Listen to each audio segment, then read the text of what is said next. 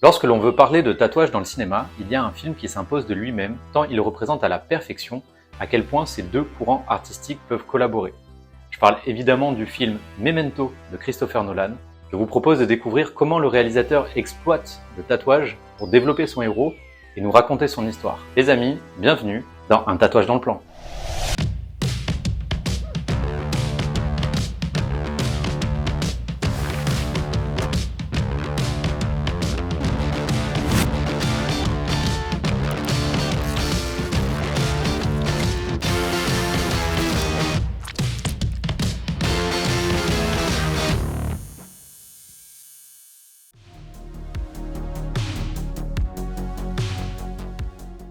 Après une arrivée remarquée en 1998 avec le film autoproduit du nom de Following, Christopher Nolan se positionne directement comme l'un des jeunes réalisateurs les plus prometteurs du début des années 2000. La société de production New Market Film lui donnera alors sa chance pour un premier long métrage produit. C'est avec un budget de 4 millions de dollars et le soutien d'une véritable production que Nolan réalisera en 2000 Memento. Nous y suivrons les péripéties de Leonard Shelby, interprété par Guy Pearce, un acteur bien trop sous-estimé à mes yeux, qui partagera l'écran avec Carrie-Anne Moss et Joe Pantoliano. Le film nous plonge dans une enquête fascinante où Leonard tente de venger la mort de sa femme qui a été assassinée par un certain John G. Seulement, depuis l'agression de sa femme, Leonard est atteint d'une amnésie antérograde qui lui fait perdre la mémoire immédiate. Ainsi, Leonard n'a que quelques minutes de mémoire avant d'oublier ce qu'il était en train de faire et pourquoi. Un véritable handicap pour la résolution de son enquête. Leonard décide alors d'utiliser 3 moyens mémotechniques pour se rappeler de sa progression. Il va se laisser des notes, prendre tout ce qu'il fait en photo à l'aide de Polaroid et enfin et surtout, il va se tatouer ou se faire tatouer des choses à ne jamais oublier. Ce film est fascinant et personnellement, jusqu'à l'arrivée d'Interstellar, il est à mes yeux le véritable chef-d'œuvre de Nolan. Comme si tout le reste de sa carrière n'avait été qu'une tentative de retrouver le génie qu'il a mis dans Memento. J'ai rarement vu un film aborder autant de réflexions sur des concepts de personnalité tels que le sens de la vengeance, la conception de la confiance, le conditionnement physique et psychologique, la notion de masque social, la manipulation ou encore l'autoconviction. Son montage anachronique laisse présager à quel point Nolan allait aimer jouer avec la notion du temps.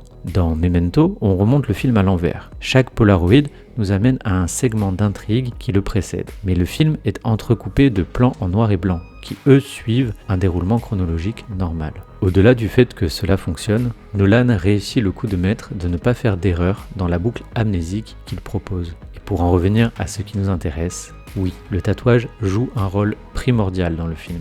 Il est utilisé de façon subtile pour nous en apprendre à la fois beaucoup sur l'intrigue et sur notre héros.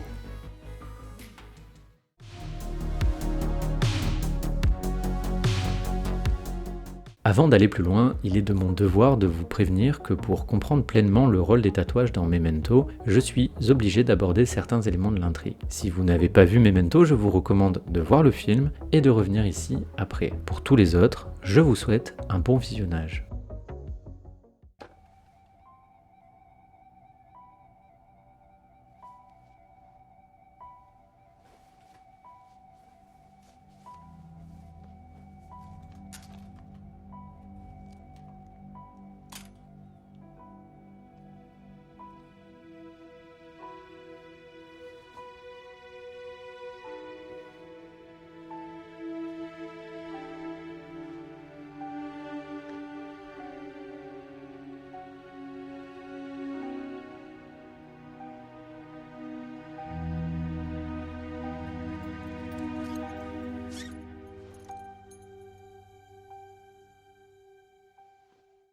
Comme vous pouvez le constater en regardant ces images, notre héros Léonard est couvert de tatouages. Et la première chose que nous pouvons dire de ces tatouages, c'est qu'ils sont dévoilés de façon subtile au spectateur. Nolan cherche ici à nous plonger de façon immersive dans l'amnésie de notre héros. Puisqu'il n'a plus de mémoire courte, Léonard oublie certainement ses tatouages et les redécouvre à chaque fois qu'il se dénude. Ainsi, comme Léonard, nous allons croiser des traces d'encre au détour d'un lavage de main ou d'un pli de vêtement qui laisse apparaître un bout de peau ancrée. La deuxième chose qui est frappante avec ces tatouages, c'est qu'il ne s'agit pas de dessin. Ici, notre héros est couvert de phrases, de lettrages, de polices et de tailles diverses. Mais la présence de tatouage ne s'arrête pas là dans le film. Plus loin, Nolan va nous offrir 2 scènes où l'acte de tatouage est l'une des actions du film. La première, dans laquelle nous pouvons observer Léonard s'auto-tatouer, la seconde, dans laquelle il se fait tatouer dans un véritable studio de tatouage. Inutile de vous préciser que j'ai énormément de choses à vous dire, vu l'importance que semble prendre le tatouage dans le film. Mais avant de passer à l'analyse, il est important de comprendre comment le tatouage fonctionne dans l'univers du film, ce qu'il apporte concrètement à notre héros, à l'action et au scénario. Comme je vous l'ai dit plus tôt, le tatouage est pour Léonard un moyen mémotechnique de se souvenir des choses les plus importantes pour faire avancer son enquête. Chaque tatouage a donc un rôle utile et correspond à un acte, un objet ou une personne. Ici, le tatouage ne remplit pas une fonction esthétique, mais une fonction technique. Ainsi, chaque tatouage est positionné à un endroit stratégique sur le corps, afin que, en fonction de son importance, Léonard puisse s'en souvenir plus ou moins rapidement. L'orientation des tatouages appuie ce rôle technique, puisque la plupart d'entre eux sont positionnés de façon à ce que Léonard puisse les lire avant n'importe qui. Néanmoins, nous pouvons dire que ces tatouages ont évidemment un rôle scriptural pour le spectateur, car ils nous permettent, tout comme Léonard, de suivre l'enquête et de comprendre des éléments scénaristiques juste en lisant leurs propos. Maintenant que ce tour de présentation est fait, il est temps de se poser de véritables questions sur les tatouages de Memento. Pourquoi des phrases et des mots plutôt que des dessins ? Pourquoi différentes polices d'écriture ? Et tiens, pourquoi ce tatouage est à l'envers et celui-ci semble mal exécuté alors que celui-ci semble très bien fait ? Pourquoi ?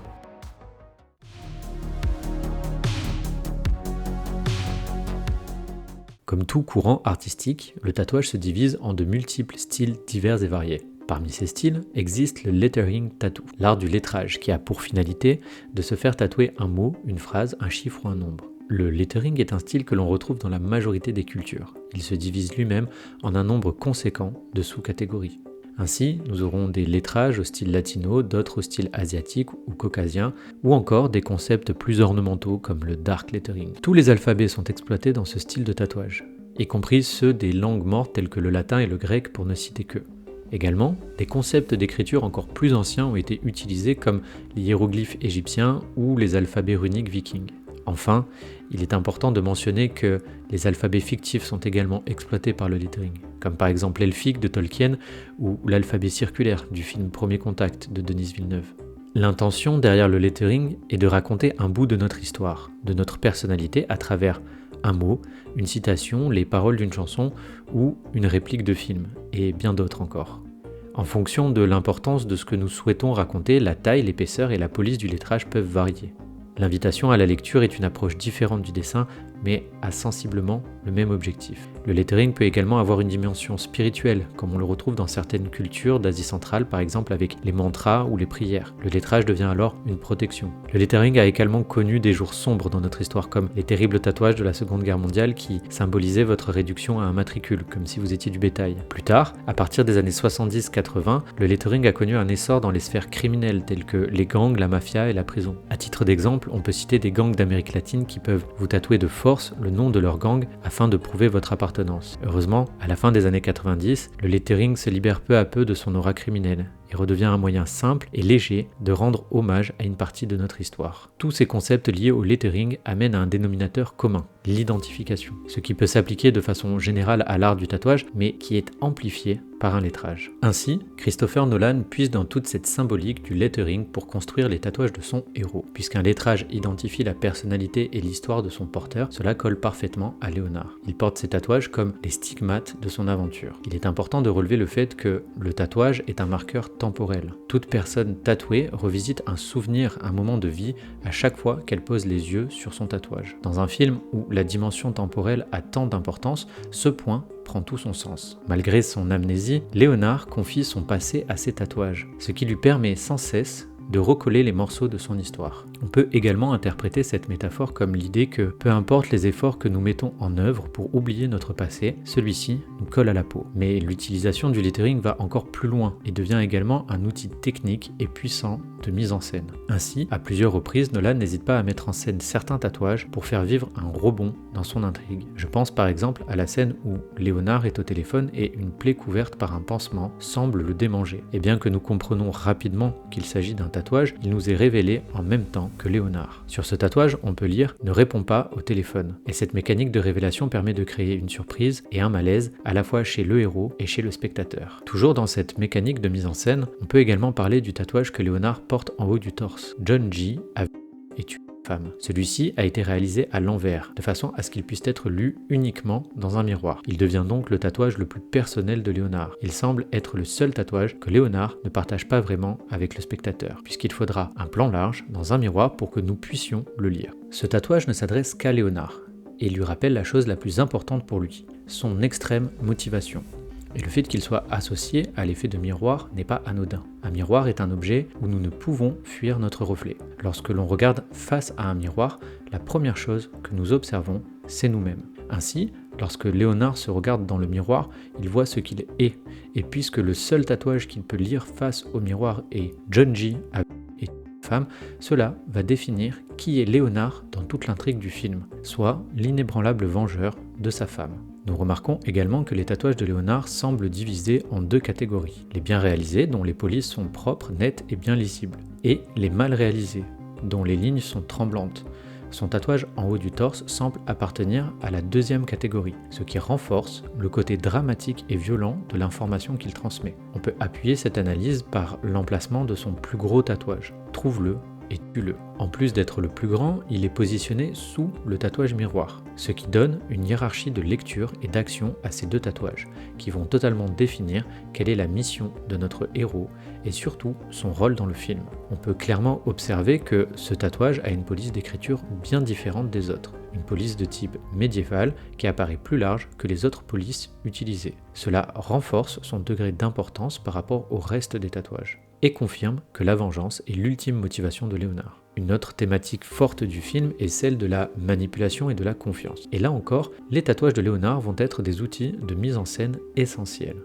En effet, les personnages incarnés par Carrie-Anne Moss et Joe Pantoliano vont abuser de Léonard, de sa quête et de son handicap afin de le manipuler pour lui faire éliminer un homme qui n'est pas l'agresseur de sa femme. Et concernant cette partie de l'intrigue, il y a deux tatouages qui vont être mis en avant par le réalisateur. Ce sont les tatouages sur la cuisse de Léonard, respectivement le fait numéro 5 et le fait numéro 6. La première chose que l'on constate, c'est la différence de qualité entre les deux tatouages, un peu comme les tatouages sur le torse. Le numéro 5 étant mal réalisé et le 6 étant net et précis. Comme évoqué plus tôt, le film se déroule à travers deux temporalités, une en couleur où l'on remonte l'action pour comprendre l'origine de l'intrigue et une en noir et blanc qui elle suit un déroulement chronologique normal. Nous comprendrons à la fin du film que dans la partie en noir et blanc, Léonard se fait manipuler par l'homme au téléphone. Il est donc sous emprise et c'est lors d'un échange téléphonique avec son manipulateur qu'il va s'auto-tatouer le fait numéro 5. Tout comme à la fin du film,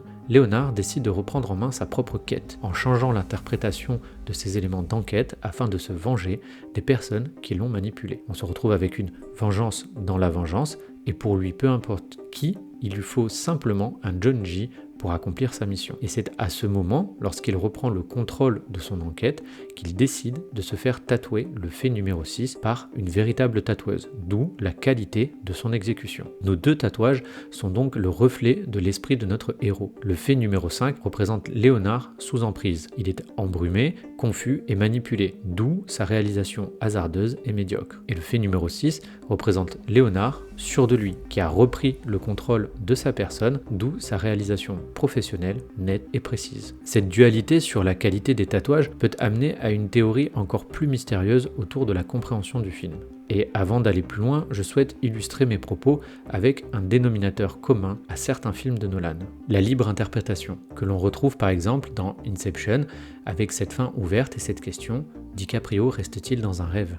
Ou encore dans Interstellar où certains avancent la mort de Cooper, là où d'autres croient en une fin heureuse. Cette libre interprétation est également présente dans Memento, et nous pouvons l'observer à travers les tatouages de Léonard. À un certain passage du film, Joe Pantoliano vient brouiller les pistes sur l'identité de Léonard, affirmant qu'il est en réalité un certain Sammy Jenkins, qui jusqu'alors était pour Léonard un ancien client amnésique dont il se servait pour expliquer son propre handicap. Nous ne savons pas si les révélations faites par Joe Pantoliano sont exactes, mais les tatouages de Léonard peuvent alimenter ces propos. En effet, si certains tatouages sont bien exécutés et d'autres non, et que l'on prend l'exemple des faits numéros 5 et 6, nous sommes en droit de penser que Léonard a potentiellement réalisé lui-même certains tatouages, notamment ceux mal exécutés à un moment où il n'avait pas les idées claires. Alors peut-être que personne n'a tué la femme de Léonard et qu'il s'est inventé une histoire pour justifier du décès de celle-ci, et ainsi donner un sens à une vie de solitude et d'amnésie. Mais là n'est que supposition et théorie, un jeu avec son spectateur que le réalisateur affectionne particulièrement. Enfin, pour clore ce chapitre sur l'analyse des tatouages de Memento, j'aimerais vous parler des derniers mots de Léonard dans le film. We all need mirrors to remind ourselves who we are. I'm no different. Tout le monde a besoin de souvenirs pour savoir qui il est. Juste après avoir prononcé ces mots, il décide de se faire tatouer. Cette scène nous montre que, malgré son amnésie, Léonard estime qu'il a lui aussi le droit de savoir qui il est. Et puisqu'il oublie ses souvenirs, il décide de se les marquer à jamais sur le corps.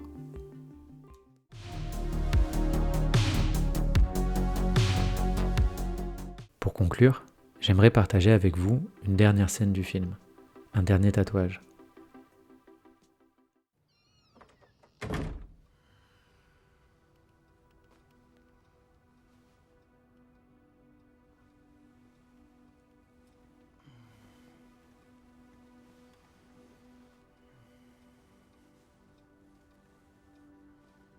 Cette scène est pour moi la plus belle utilisation d'un tatouage dans le film.